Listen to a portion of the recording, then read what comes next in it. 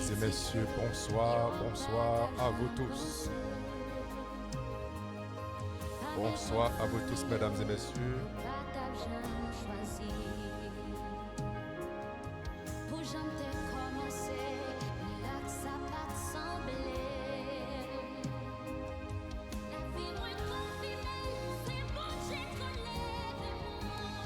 Alléluia, alléluia, nous disons encore gloire à Dieu.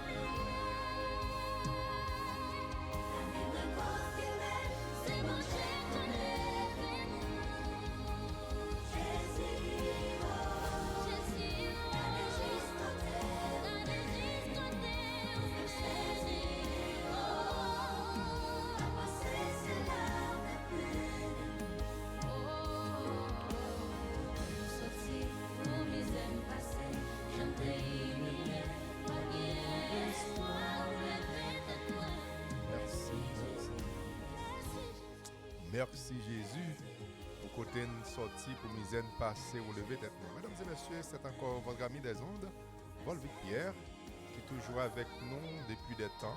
Et je l'ai dit, nous retourner encore pour la plus belle, parce que nous déjà passé des temps que nous pas rencontrés, nous passé plusieurs semaines, nous étions dans l'absence et pour des raisons qui étaient très spéciales et des raisons bien déterminées. La situation était difficile parce qu'on avait beaucoup de difficultés à cause du temps. Le temps nous fait vraiment la guerre.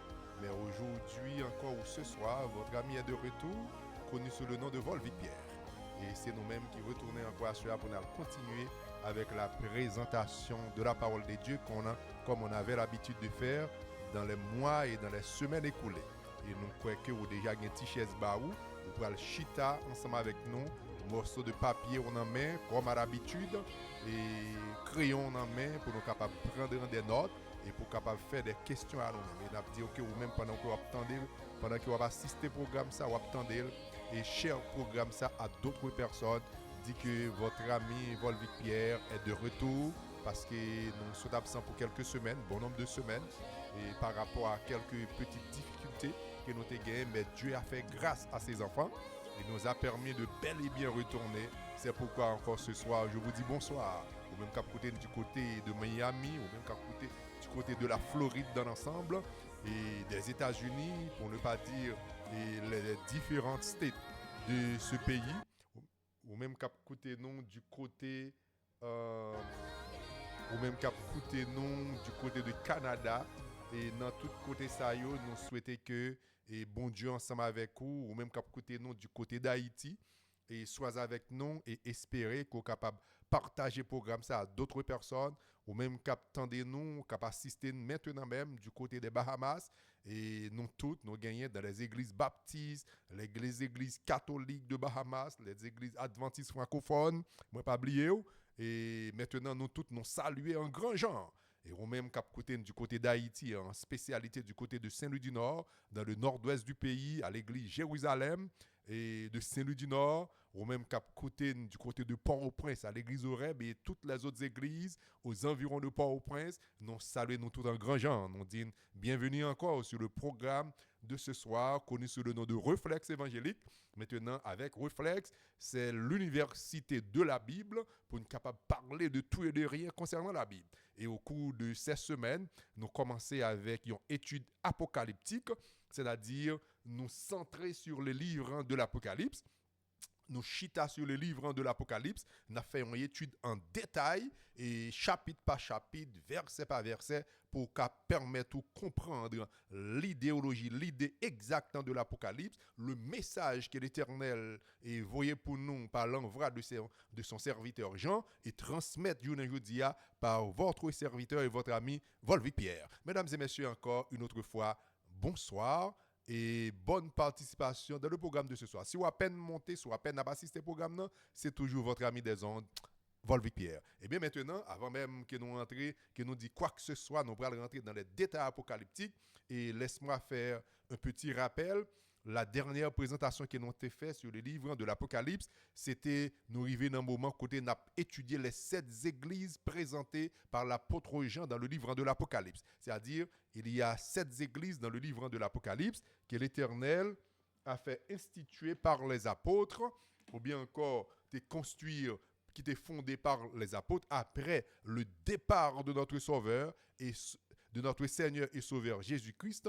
Et les apôtres marchaient partout, maintenant fonder ou construire des églises. Et maintenant, c'est cette église ça on a étudié. Après avoir terminé avec ces églises, nous allons rentrer dans d'autres détails apocalyptiques. Mais maintenant, on va essayer de toucher la 5e église ce soir. La fois dernière, on avait parlé de la 4e église, qui est l'église de Thyatire. Et ce soir, on va toucher ensemble la 5e église, connue sous le nom de l'église de Sardes.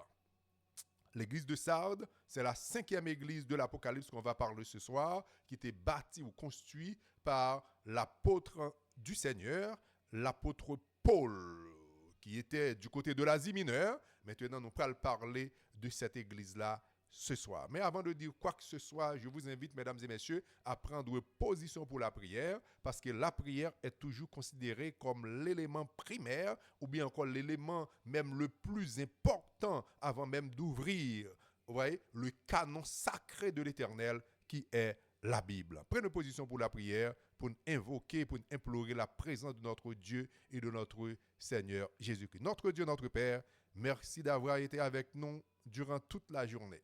Vous avez fait pour nous des choses extraordinaires. Nous pas gagné rien pour nous capable reprocher, seulement nous capable dire merci. Et maintenant, nous allons ouvrir l'oracle sacré qui est la Bible, ta sainte parole. Veille toi-même de nous accompagner, d'ouvrir notre intelligence, notre esprit, notre compréhension afin de bien discerner, de bien comprendre ta parole et de partager à d'autres et nous-mêmes pour nous capables de nourrir de ces paroles-là. Merci pour ta bonté, ta paix et ta grâce. Bénis-nous.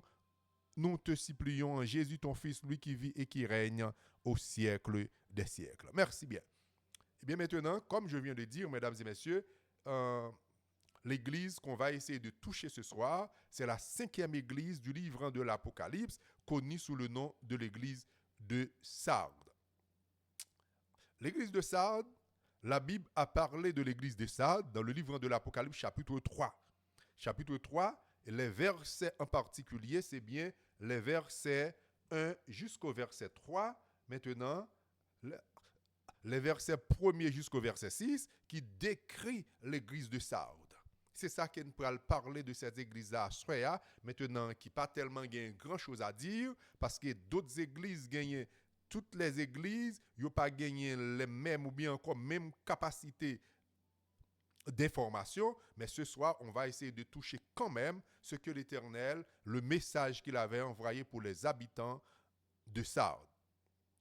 L'église de Sardes, qui est mentionnée dans le livre de l'Apocalypse, que nous trouvons dans l'Apocalypse chapitre 3, les versets 1 à 6, cette église-là était une ville antique. Il était situé, cette église-là Sardes était une ville d'abord. Sardes était une ville, mais plus précisément, c'était la capitale d'une ville. C'était la capitale du pays de Lydie. Sardes était la capitale du pays de Lydie qui se trouvait ou qui se situait dans la zone de l'Asie mineure. Dans la zone d'Asie mineure, c'est dans la zone ça, Lydie t'est trouvé. Et pays Lydie pas existé sous le nom de Lydie, je ne dis rien, mais le nom de ce pays-là est changé. Il est changé de Lydie à Turquie. Le pays qui s'appelle Turquie aujourd'hui, c'est lui-même qui était relé Lydie du temps d'autrefois, du temps des apôtres, et même avant les apôtres. Maintenant, ce pays-là, littéralement Lydie, mais avec le temps, le nom est changé.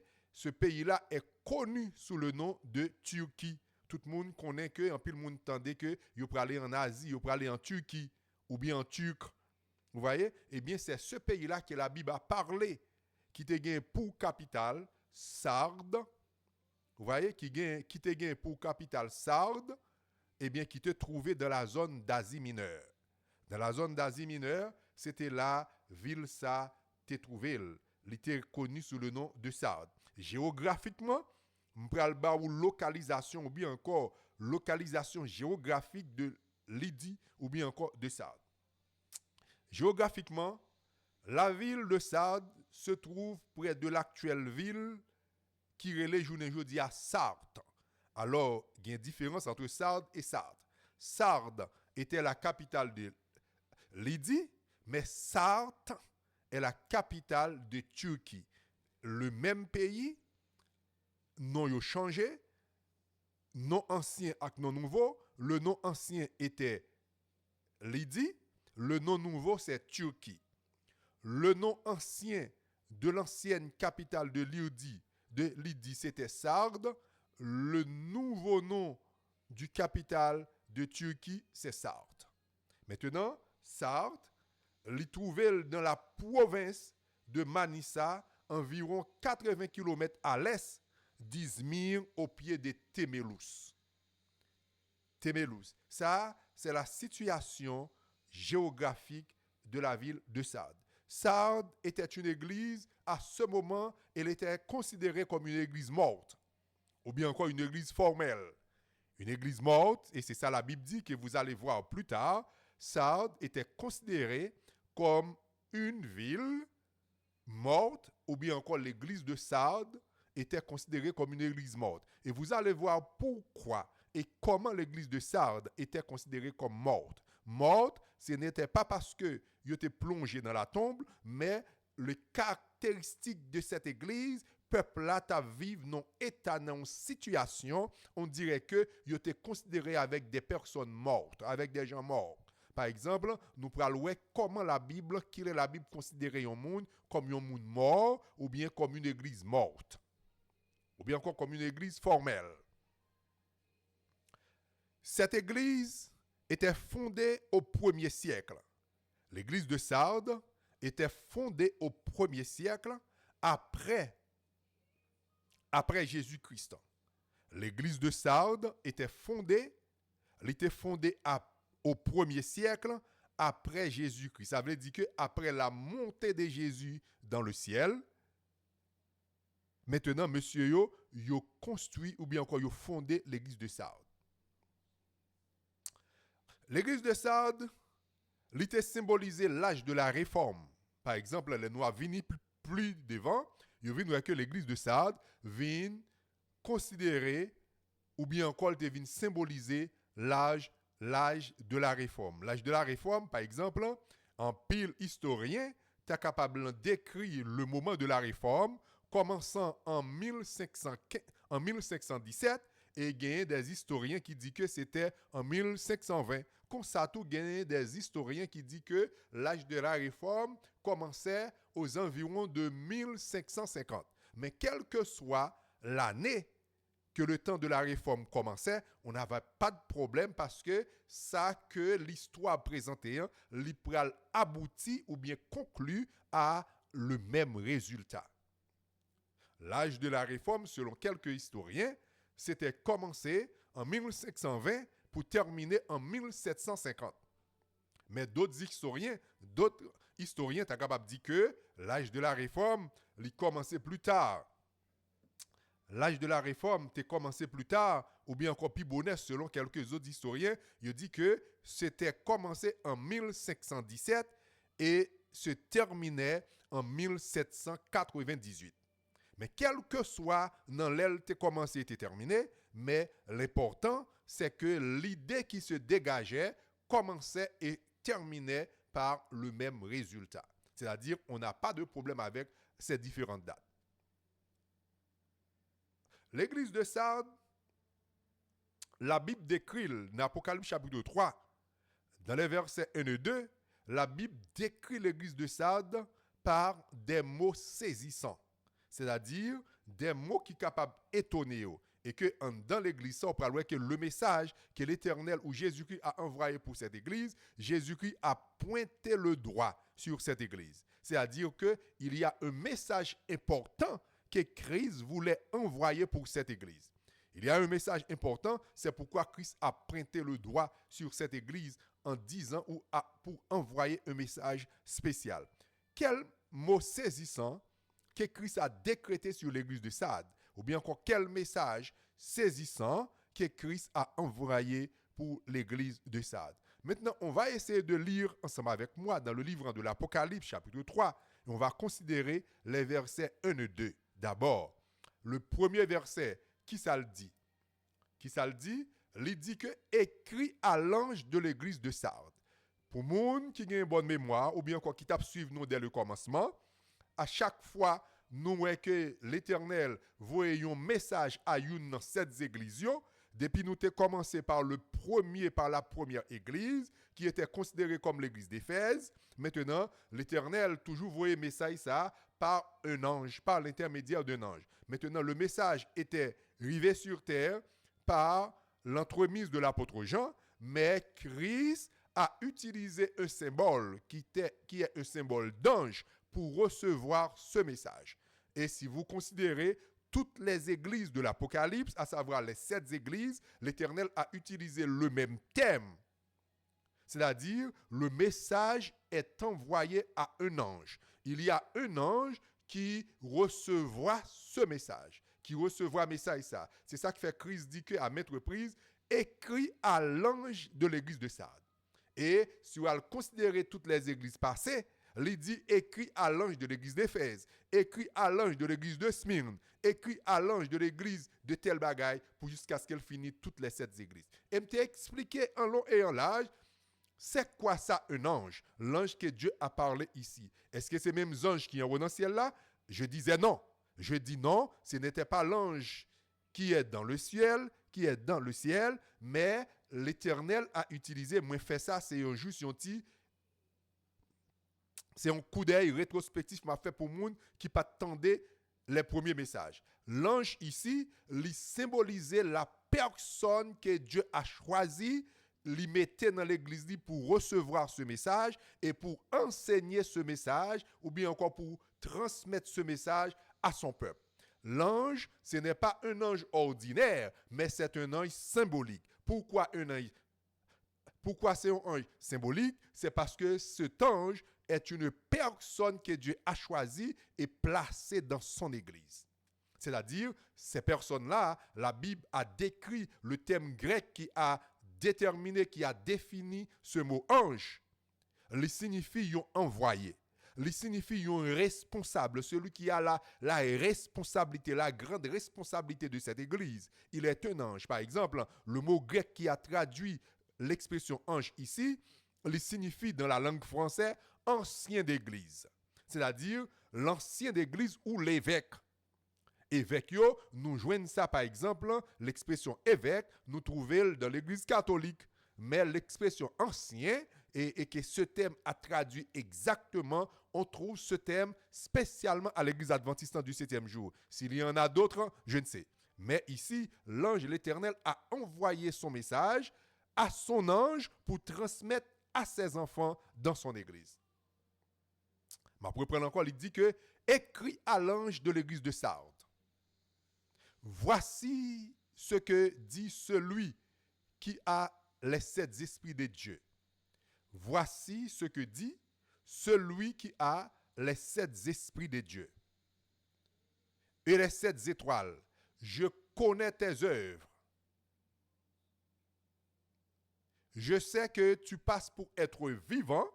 Je sais que tu passes pour être vivant, mais tu es mort. Ah, quelle déclaration saisissante, étonnante que Jésus-Christ a envoyée pour l'église de Sardes.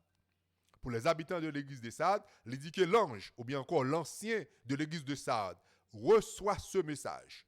Écrit à l'ange de l'église de Sardes, voici ce que dit celui qui a les 7 esprits, à savoir Jésus-Christ qui possède les 7 esprits, c'est-à-dire la totalité de l'esprit qui est le Saint-Esprit. Vous voyez? Écrit à l'ange de l'église de Sardes, voici ce que dit celui qui a les 7 esprits de Dieu et les 7 étoiles. Et si il y a des gens qui suivent nous, nous avons qu'il est que les gens qui suivent les premières présentations, pour qui ça Christ gagne 7 esprits et pour qui ça aussi lui parler de 7 étoiles. Je ne peux pas arrêter dans ce sujet ça pour aujourd'hui, je vais juste faire un petit coup d'œil rétrospectif. Maintenant, il dit que mais ce personnage-là, il symbolisait Jésus-Christ. C'est-à-dire, Jésus qui a envoyé un message à l'église de Sardes. Il dit, écrit à l'ange de l'église de Sardes. Voici ce que dit celui qui a les 7 esprits de Dieu et les 7 étoiles. Qui ça, il dit à Sardes, je connais tes œuvres.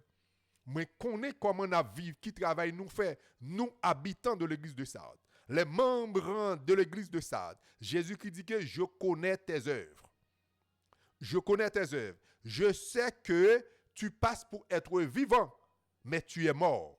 Qui ça t'a dit par là? Jésus qui a considéré l'église de Sardes comme une église morte. Pourquoi une église morte? C'est parce que du temps de Sardes, les habitants de l'église de Sardes ou les frères et sœurs de l'église de Sardes, ils voulaient faire tête passer pour des bons membres d'église. Ils voulaient montrer que ils sont fidèles. Ils voulaient montrer que ils sont zélés pour le Seigneur, mais pourtant, ils sont loin de la conception ou de la volonté de Dieu. Ils n'ont pas fait exactement ça, bon Dieu m'a dit, ils ont fait. Ils ont une forme de zèle. Et pourtant, c'est un zèle amer. C'est un faux zèle. C'est un zèle qui n'est pas un zèle de piété. C'est même Jean-Journée Jodien, beaucoup de personnes à l'église, ils voulaient faire savoir que c'est membres fidèles qui sont, ils voulaient montrer qu'ils sont très zélés, et pourtant, sont des zèles apparentes. Ils ont servi bon Dieu sous forme. Ils n'ont pas vraiment, ils ont servi bon Dieu avec extérieur, mais intérieurement, ils sont loin de Jésus-Christ. C'est-à-dire, Mounsayo, ce sont des fake personnes qui sont. Ce sont des personnes fausses. Ce sont des faux membres. Yo là, c'est un coup yo pas là. Il a servi mon Dieu sous apparence. Il dit que, à l'église de Sardes, voici ce que dit celui qui a les 7 esprits de Dieu. Il dit que je sais que tu passes pour être vivant. Et avant de dire ça, il dit que je connais tes œuvres. Mais connais le travail qu'on a fait. Et je ne dis pas, mesdames et messieurs, je voulais dire que moun pas servi mon Dieu sous forme encore. Il est que pour chaque monde qui veut servir mon Dieu, pour ramasser chita. Si vous êtes chita mal, il faut qu'on ramasse chita. Si pantalon pas dans taou, c'est pour boucler. Si jupe pas bien dans ceinture, c'est pour ranger. Parce que moun pas servi mon Dieu sous forme encore, quel que soit ce fait à bon Dieu. Il y a des gens qui sont des bons serviteurs. À l'église, ils sont très zélés. À l'église, c'est bon dirigeant. Mais à la maison, ils sont des dangers. Au travail, ils sont des dangers. Mais à l'église, ils sont fidèles. Ils ont servi bon Dieu sous forme. Et matin, ou bien ce Anne voulait dire que, quel que soit ce fait Jésus qui dit que je connais tes œuvres. Parce que Jésus-Christ a des yeux tout autour. C'est pourquoi il possède les 7 esprits de Dieu. Il a des yeux tout autour. Il peut voir devant, derrière, à gauche, à droite, en l'air et en bas à la fois. Il connaît les œuvres des habitants de l'église de Sardes. Même Jean-Journée Jodien, quel que soit ce qu'on ait fait en bas table ou bien en fer noir, maintenant, Jésus-Christ dit pour me dire que li ouais. Il y a des gens qui dans travail là, la fait 0 tourner 9. Il y a des gens qui dans travail là, la fait 1 tourner 7. Il y a des gens qui dans travail là, la fait 2 tourner 8. Il y a des gens qui dans travail là, la fait 9 tourner 0. Donc, en quelque sorte, à cela veut dire que Jésus dit, je connais tes œuvres. Il connaît ce qu'on fait parce qu'il ouais. Il y a des gens qui dirigent l'église, maintenant, il fait des abus. Il y a des membres de l'église qui font aussi des abus à la maison. Il y a des maris qui font des abus à leurs femmes. Et aussi des femmes à leurs maris. Et aussi à leurs enfants. À cela, Christ veut dire pour me dire que maintenant, il ouais. Et tant que ça, je connais tes œuvres. Je sais que tu passes pour être vivant et pourtant tu es mort. Et pas de monde qui mort, qui mourit en dehors de Jésus, qui a gagné la vie éternelle. Mais si Christ vous a considéré comme mort ce soir, soyez vigilants. Et le verset 2, qu'est-ce qu'il nous dit? Au verset 2, il dit que sois vigilant et affermis le restant qui est près de mourir. Ou même qui peut qu'on finisse mourir net, Christ dit que sois vigilant. Prêtez de bonne attention à la parole de Dieu. L'entendez parole bon Dieu, mettez bonne attention, prenez le pour vrai et appliquez le pour vrai dans votre vie. N'agissez pas comme des personnes formelles. Pas servir bon Dieu sous forme, mais servir bon Dieu avec tout cœur. Les bouchous dit oui, c'est pour cœur dit oui avant. L'autre dit oui, c'est pas 8. Pas faire des rendez-vous dans fait noir. Il dit que sois vigilant. Et non seulement vous devez être vigilant, mais aussi affermir le restant qui est près de mourir. Parce que ce n'est pas tout le monde qui l'a, qui déjà plongé dans la mort, mais ou même que bon Dieu ait une petite possibilité pour capable être toujours, ou même qui c'est un dirigeant, qui c'est un membre d'église, qui c'est un frère, un soeur, un mari, un madame, qui peut mourir spirituellement. Christ dit que affermir le restant qui est près de mourir. Affermir l'autre, bah de bons conseils. Prends conseil qu'on joigne aujourd'hui et partagez conseil ça à d'autres. Car je n'ai pas trouvé tes œuvres parfaites. Je n'ai pas trouvé tes œuvres parfaites en devant mon Dieu. Travail ou fait, bon Dieu, Jésus qui dit que li pas parfaite d'évangile, bon Dieu. Ou même ou besoin pour prendre toute précaution. Fais mea culpa sous. C'est sa parole l'a dit. Fais mea culpa. Christ pas voulait personne perdu, mais il voulait pour être capable de bénéficier de tout ça le fait. C'est pourquoi il dit plus loin au verset 5. Au verset 5, il dit encore une autre chose. Qui ça le dit? Il dit que moun qui remporte la victoire, qui ça le dit? Celui qui vaincra sera revêtu ainsi de vêtements blancs. Je n'effacerai point son nom de vie, et je confesserai son nom devant mon Père et devant les anges. Ça, son conseil. Christ voyait chaque monde pour capable rattraper pied. Il dit que celui qui vaincra, ça c'est une promesse de bénéfice. Celui qui a remporté la victoire, celui qui vaincra, sera revêtu ainsi de vêtements blancs. C'est-à-dire que si vous pas quitter ça qui mal, si vous quittez ça qui mal, vous faites mea culpa pour venir servir bon Dieu tout bon vrai et vous venez remporter la victoire. Christ dit faire une promesse. Il dit que vous pourrez bénéficier de vêtements blancs. Rad sale qui souvent qui c'est symbole de péché, symbole de tout ça qui pas bon. Maintenant il dit qu'il pourra le déshabiller pour le réhabiller. Celui qui vaincra sera revêtu ainsi de vêtements blancs. Et en plus de cette promesse, une promesse additionnelle, il dit que je n'effacerai point son nom du livre de vie. Et ton nom qui est déjà écrit dans le livre de vie, Christ n'allait pas effacer ton nom. Au contraire, il va souligner non pour le bail plus de force, plus de sûreté. Je n'effacerai point son nom du livre de vie et je confesserai son nom devant mon Père et devant les anges. Les anges qui sont là pour donner sécurité aux habitants de la terre, Christ va renforcer la sécurité de chaque personne qui a remporté la victoire, qui prend décision formelle pour servir mon Dieu tout bon vrai. Et non seulement la mettre des anges accaparés pour protéger ou sécuriser contre les pièges du mal, contre les pièges de Satan, pour qu'on soit capable de remporter la victoire parce que Satan l'y enquête pour être capable de dévorer les enfants de l'Éternel. Et soyez assurés, affermez votre foi pour qu'on ne pas quitter au passé sous les griffes du diable. Et que Christ a fait une promesse pour enlever sur vous les vêtements sales, qui c'est symbole de péché, mais pour le revertir de vêtements blancs, qui c'est symbole de pureté et de justice. Et ton nom aussi sera resté, rassuré, scellé dans le livre de vie. Et à ce moment, lorsque Christ apparaîtra, vous avez la possibilité pour remporter la victoire. Et que les anges de Dieu, son nom, pour le confesser devant les anges, pour que les anges connaissent que un tel et une telle, ma soeur ou bien mon frère, ou pour le jouir d'une sécurité totale par les anges de l'Éternel. Parce que Jésus-Christ a fait cette promesse. Et je suis sûr, quelle que soit la promesse que Jésus-Christ fait, Jésus-Christ n'a jamais menti. C'est le personnage qui n'a jamais dit rien pour ne pas connaître ça le dit. Au contraire, tout ça le dit, l'a réalisé à la lettre. Est-ce que vous même assurez que t'attendez moi? Est-ce que vous même assurez que t'attendez parole bon Dieu? Est-ce que vous voulez prendre Jésus pour votre sauveur personnel?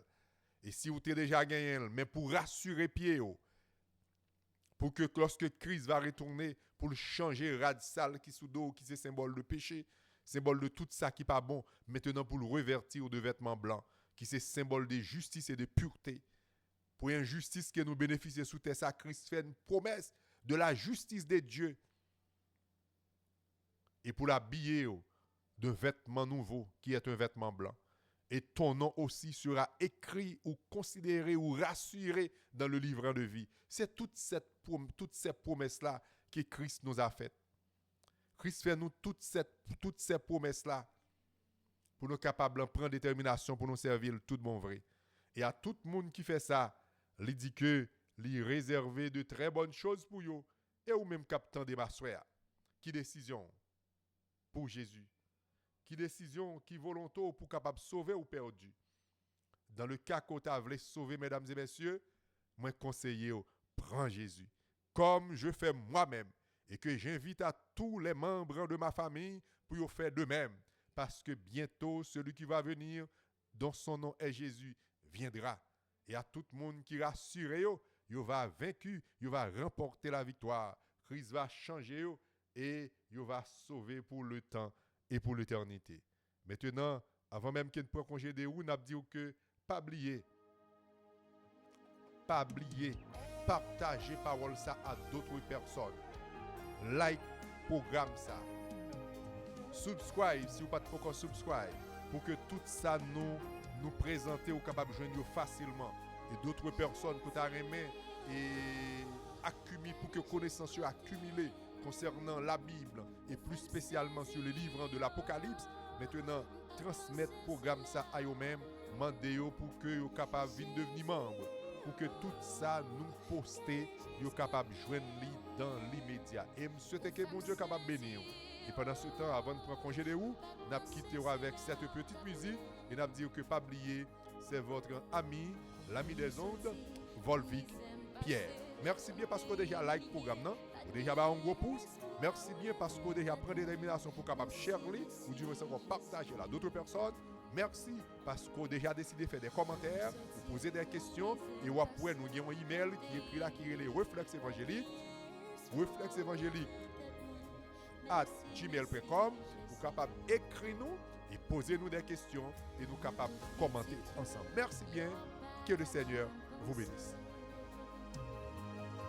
Parmi toute famille, le pas t'a jamais choisi.